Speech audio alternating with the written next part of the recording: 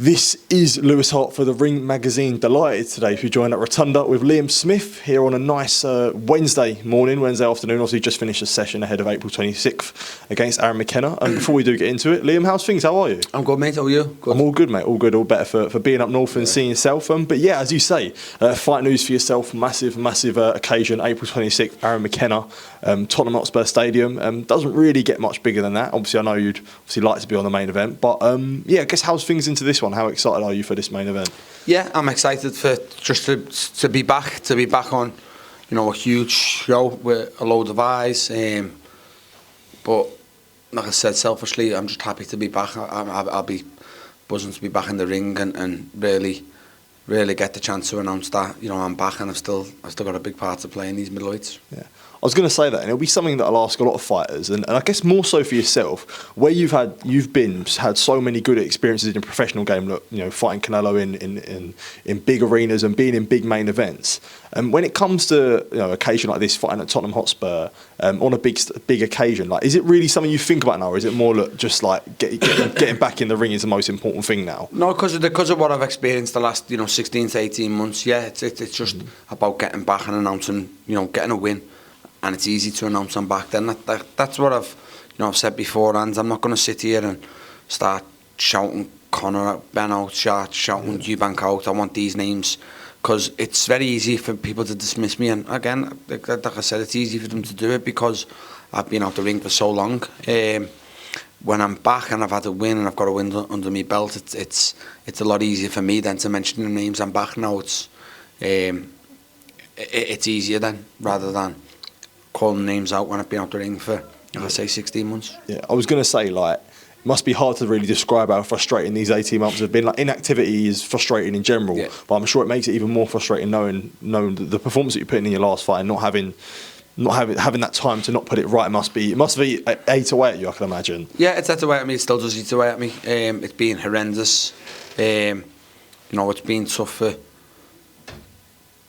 just, like I say, anybody not getting activities, tough, but for me, it was kind of like me downfall from the Eubank rematch, and then I didn't get a chance to put it right because we didn't have a third. Then I got on a huge bill at Wembley against Josh Kelly, and I got ill just before that, and it's been very tough for me. It's been very challenging for me, but I've got thick skin, I've got a strong head on my shoulders, and I've stayed positive. I've got over the injury I had, and like I said, this year 2025, I'll be looking to make a big statement. Yeah. Just as you say there, when you did have that time off and dealing with the Josh Kelly pull out so close to the fight, how difficult was that? If you just reflect on there, how can you even describe that feeling with you being so frustrated? Yeah, like I said, no one can put themselves in my shoes. Like I said, I lost out on a huge event against Josh Kelly. I lost out on huge money. People. That's where you get the clowns on the social media who are very quick to jump on the bandwagon. I've seen a lot of statements saying I shit myself and pulled out against Josh Kelly. I feel like banging my head against the wall. Come on, mate. What fighter have I ever shit myself against? Yeah.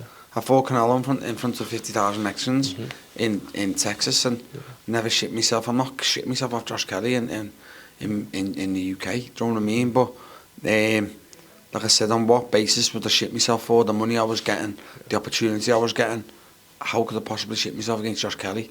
But it was me. I was devastated, and it took a lot getting over because it was a big loss for me. But I was not going to make the same mistake I made with the Eubank Jr match.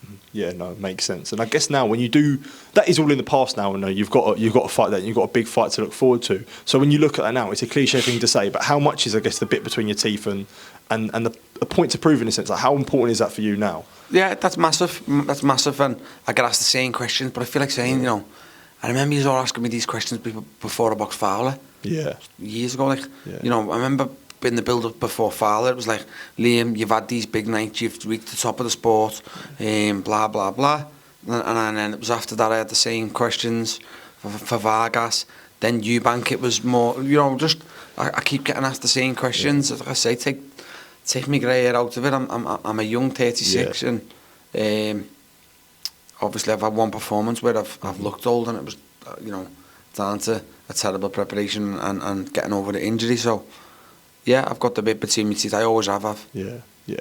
Well, I guess I say it more so obviously based off the Eubank rematch, and I think for yourself, you know, I'm sure you will see a lot of the stuff that I don't know how much, or you will see a lot of the stuff that gets said on social media, and you know how good you are, and you know the ability you've got, but it must be even more frustrating now, and it must add to the performance when you do see, look, you've gone off and it's not one thing I've never understood, in my opinion. You've gone from a career best win to then everyone's saying, look, you know, he's done, he's finished. Like, how annoying is that? Because me personally, I don't really understand it. Exactly. Like I said. I beat Chris in January. I was the best middleweight in the world in people's eyes. You know, a lot of people were putting me, BoxRec put me number 1, again, stupidly, but BoxRec ranked me above Golovkin at the time, which was insane. Yeah. I was never ever ahead of Golovkin, but that's just the way people put it. And I beat Chris. I was mandatory for Johnny Beck. Obviously, I was tied into the rematch, so that was never going to happen. But like I said, with no miles in between, no wars in between the first fight and the second fight, all of a sudden I'm finished. And that's look, it's just I know it's tough because I'm a big social media you know, I'm on social media, and it's tough because I see it. But the people in and around boxing, the people who know, it was plain to see how I had issues. And once I had issues, I was just flat. I had nothing left. I took everything out of me in camp, making weight, and that was the bottom line of it. I was not injured in the fight either. Like, when I say injured, I rolled my ankle. Yeah, but exactly. That was the injury. The back was not injured in the fight. The fight was a flat performance down to the camp I had, the build-up in the camp I had. I took too much out of my body in making weight. I had nothing left on the fight night, and that was like, I'm seeing people now, you know, you fought injured and blah blah. I didn't fight injured.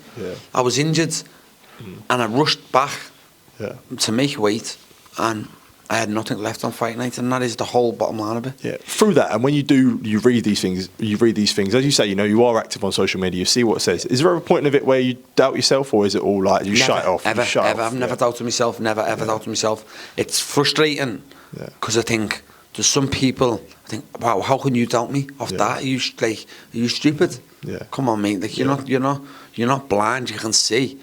But it's frustrating. But I never ever doubted myself. Never doubted myself. If I was to doubt myself, I'd walk away. Like I said, look, somebody commented yesterday, I got asked a question of the talk sport, and what do you want me to do? Not answer it. I'm not going over it. The Eubank fight was 18 months ago, but people are asking me a question. You've drove hundreds of miles to interview me. If you ask me a question, I'm going to answer it. I'm going to give you the answer. So people are thinking, oh, why is he still going on about it? Because they ask me a question. Absolutely. No, I get it. No, do you know what I mean? Like, so 100%, I'm giving you the answer that you're asking me a question, so I give the answer the other end. So sport got a load of stick for it. I'm like, what just once? Yeah, do you know what I mean? I do get it.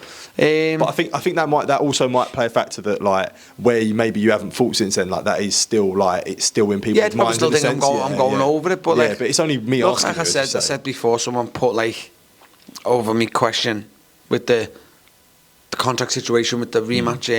It was, and if you listen to the interview properly, I say naive on my behalf and clever on their behalf, and I said that, like, it was naive on mine. I went over the contract on my own because of issues what many people don't know about. I had to do the contract on my own because of my managerial status at that time. It was just one of them. It was a mistake on my behalf, and it was a lesson learned. So I'm human, but also someone called me a bad businessman for that reason. I feel like I'm a good businessman.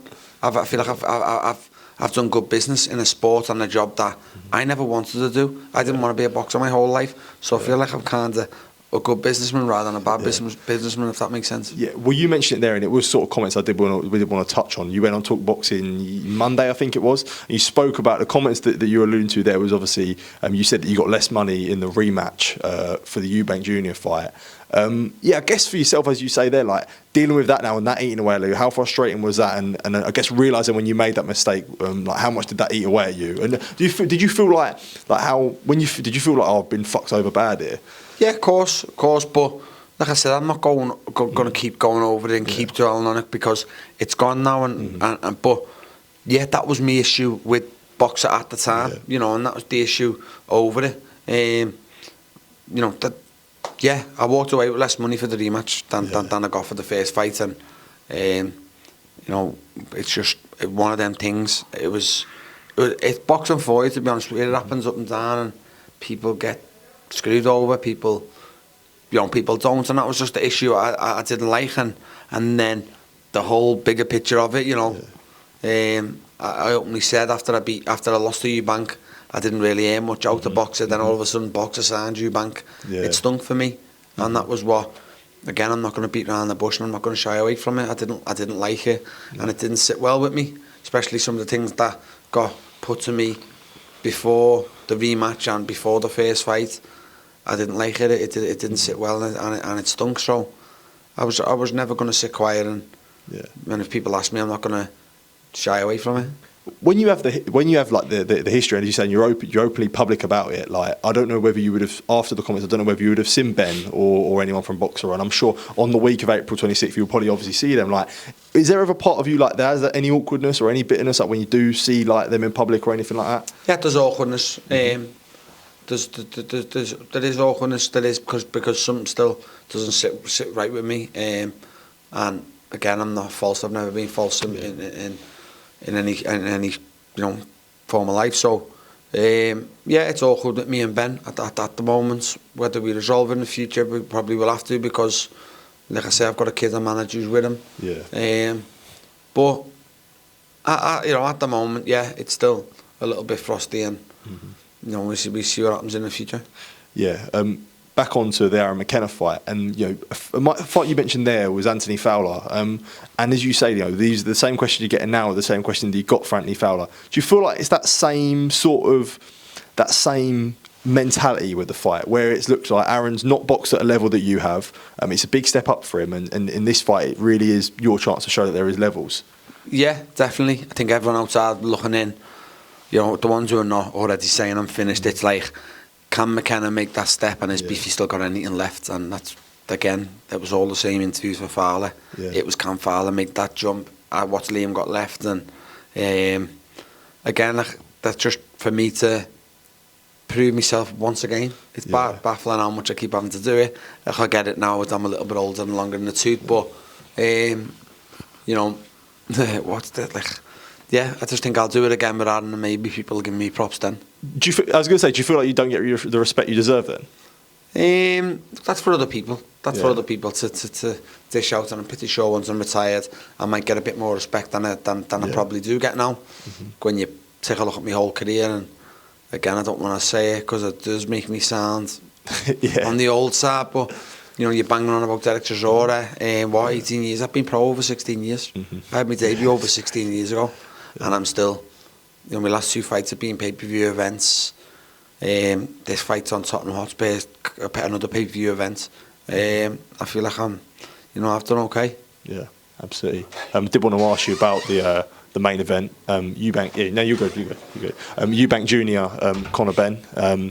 You obviously you've spoken about both of them fighters in the past as potential opponents down the line for yourself. What do you look at this main event now? It's almost 2.5 years on from when it should have happened in 2022. I think it's a closer fight now. I think obviously things have played its part. I think obviously me stopping Chris the way I did has brought a lot into it in Conor's favour, because I think that's why Conor sucked his fight at 160 now and hasn't really argued for the 157. So I think it's a closer fight. I probably, asking me to pick a winner, I'll probably head towards Eubank on points, but I won't be surprised with either result. Yeah. Naturally, do you have an eye on that main event? Yeah, of course. And I'm on the undercard, so naturally I'm going to.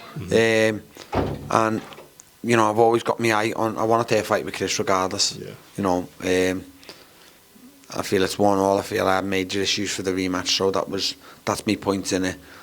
I don't feel Chris Eubank Jr is a better fighter than me. I feel Liam Smith beats Chris Eubank Jr every day of the week. So I'd love to take a fight with Chris if Conor wins. Look. All this Riyadh season is just all about big fights and dancing partners, and that's all it is. And I feel, obviously I have to win first and announce I'm back. I feel like if I win, the fight it'll be with Aaron will be a good fight to watch. So I feel people will like it, and I'm pretty sure if I win and you put me versus Conor to Turkey, I'm pretty sure he'll take that fight on one of the Riyadh season shows.